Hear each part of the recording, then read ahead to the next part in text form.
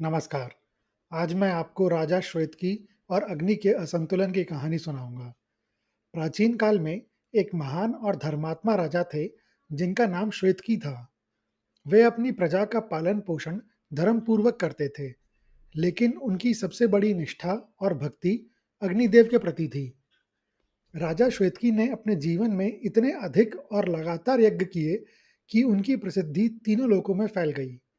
वे दिन रात अग्नि में आहुतियां प्रदान करते रहते, मानो उनका जीवन केवल यज्ञ करने के लिए ही बना हो। राजा की इस निरंतर भक्ति और आहुतियों को ग्रहण करते करते स्वयं अग्निदेव एक अजीबोगरीब समस्या से पीड़ित हो गए। लगातार घी, अन्न और अन्य सामग्री की आहुतियां लेने से उन्हें ऐसा ऐसा महसूस होने लगा जैसे उन्हें गंभीर अजीर्ण यानी अपच हो गया हो। उनकी भूख पूरी तरह से शांत हो गई थी, मानो वे अत्यधिक भोजन से बीमार पड़ गए हैं। अग्निदेव का तेज जो उन्हें जलाता था और ऊर्जा देता था, अब उनके लिए बोझ बन गया था। वे अब और अधिक आहुतियां ग्रहण करने में असमर्थ थे, जिससे राजा श्वेतविक के यज्ञ बाधित होने लगे। अग्निदेव दुर्बल, मलिन और पीड़ा में थे।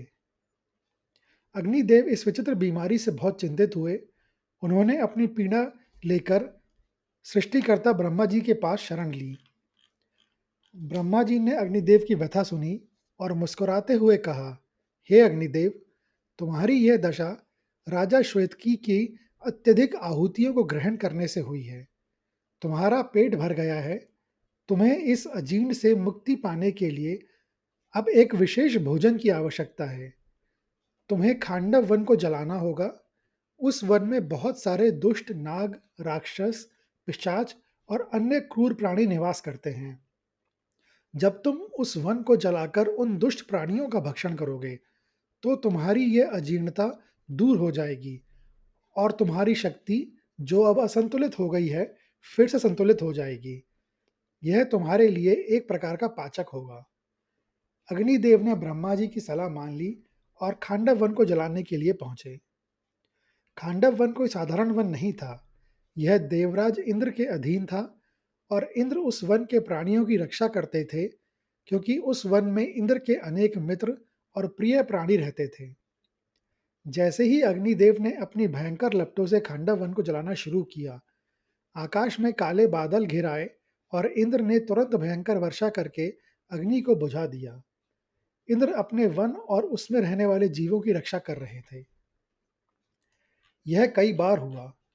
अग्निदेव जितनी बार वन को जलाने का प्रयास करते, अपनी पूरी शक्ति लगा देते, उतनी ही बार इंद्र अपनी वज्र शक्ति से बादलों को भेजते और वर्षा कराकर अग्नि को शांत कर देते।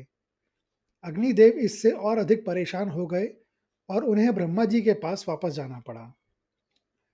ब्रह्मा जी ने कहा, हे अग्नि, यह समस्या और जटिल है, क्योंकि इंद्र अपने वन की रक्षा कर रहे हैं। अब तुम्हें पृथ्वी पर जाना होगा और भगवान कृष्ण और अर्जुन की सहायता लेनी होगी। वे दोनों ही इस समय पृथ्वी पर हैं और अद्वितीय शक्तिशाली हैं। वे ही इंद्र को रोक सकते हैं और तुम्हें खांडव वन जलाने में सहायता कर सकते हैं। अग्निदेव एक साधारण ब्राह्मण भिक्षु का रूप धारण कर पृथ्वी पर आए। वे उस समय यमुना तट पर पहुंचे, जहां भगवान कृष्ण और अर्जुन अपने मित्रों के साथ बैठे हुए थे। अग्निदेव ने ब्राह्मण के वेश में उनसे संपर्क किया और अपनी व्यथा विस्तार से सुनाई कि कैसे राजा श्वेतकी की अत्यधिक आहुतियों से वे अजीर्ण हो गए हैं और कैसे खांडव वन को जलाकर ही वे स्वस्थ हो सकते हैं, लेकिन देवराज इंद्र उन्हें ऐसा करने से बार बार रोक रहे हैं। अर्जुन ने ध्यानपूर्वक उनकी बात सुनी और फिर बोले, हे ब्राह्मण देव, यदि आप सचमुच अग्निदेव हैं और आपकी ऐसी दयनीय स्थिति हो गई है, तो हम आपकी सहायता अवश्य करेंगे। लेकिन खांडव वन बहुत विशाल है और उसे जलाने के लिए हमें इंद्र के वज्र और वर्षा का सामना करना पड़ेगा। हमें ऐसे दिव्य अस्त्रों की आवश्यकता होगी जिससे हम इंद्र का मुकाबला कर सकें और उनकी वर्षा को रोक सकें। अग्निदेव अर्जुन की वीरता और कृष्ण की उपस्थिति से प्रसन्न होकर अपने वास्तविक तेजस्वी रूप में प्रकट हुए। उन्होंने कहा, आपकी बात उचित है अर्जुन। मैं आपकी सहायता अवश्य करूंगा और आपको वे अस्त्र प्रदान करूंगा जिनकी आपको आवश्यकता है। अग्निदेव ने तब वरुण देव, जो कि जल के देवता हैं, का आह्वान किया और उनसे अर्जुन के लिए दिव्यास्त्र प्रदान करने का अनुरोध किया। वरुण देव ने अर्जुन को 3 सबसे शक्तिशाली और प्रसिद्ध अस्त्र प्रदान किए। पहला था गांडीव धनुष। यह एक अद्वितीय, तेजस्वी और अविनाशी धनुष था, जिसे स्वयं ब्रह्मा ने बनाया था। यह किसी भी योद्धा द्वारा उठाया गया सबसे शक्तिशाली धनुष था। दूसरा था अक्षय तुणीर। 2 तुणीर, तुणीर यानी बाण रखने की तरकश, जिनमें से बाण कभी समाप्त नहीं होते थे। अर्जुन चाहे जितने बाण चला लें, तुणीर हमेशा भरे रहते थे। और तीसरा कपिध्वज रथ। यह एक दिव्य रथ, जिसके घोड़े वायु के समान तेज थे और जिसके ध्वज पर स्वयं हनुमान जी का चित्र अंकित था, जो अर्जुन की अजेयता प्रदान करता था। कृष्ण को भी अग्निदेव ने उनका शक्तिशाली सुदर्शन चक्र और अन्य दिव्य अस्त्र पुनः प्राप्त हुए। दिव्य अस्त्रों से सुसज्जित होकर अर्जुन और कृष्ण अग्निदेव के साथ खांडव वन पहुंचे। अग्निदेव ने फिर से अपनी लपटें उठाई और वन को जलाना शुरू किया। इस बार इंद्र ने अपनी पूरी शक्ति से भयंकर वर्षा करने का प्रयास किया, तो अर्जुन ने गांडीव धनुष से इतने तीव्र गति से बाण चलाए कि उन्होंने आकाश में एक बाणों का सघन जाल, यानी कि छत्र बना दिया। यह बाणों का छत्र इतना घना था कि बादलों से गिरने वाली वर्षा की एक भी बूंद पृथ्वी पर नहीं गिर पाई। इंद्र की वर्षा पूरी तरह से निष्प्रभावी हो गई। उधर कृष्ण ने अपने शक्तिशाली सुदर्शन चक्र और अन्य अस्त्रों का उपयोग किया।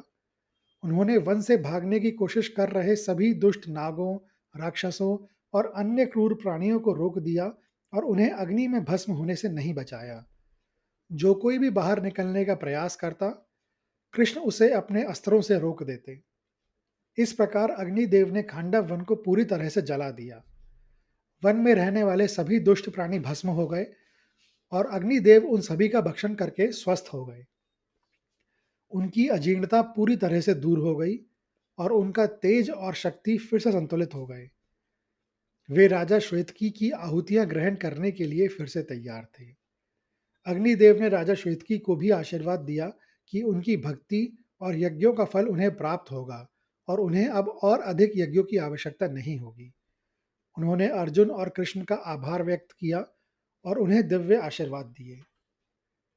यह कहानी हमें कई गहरे और महत्वपूर्ण सबक सिखाती है।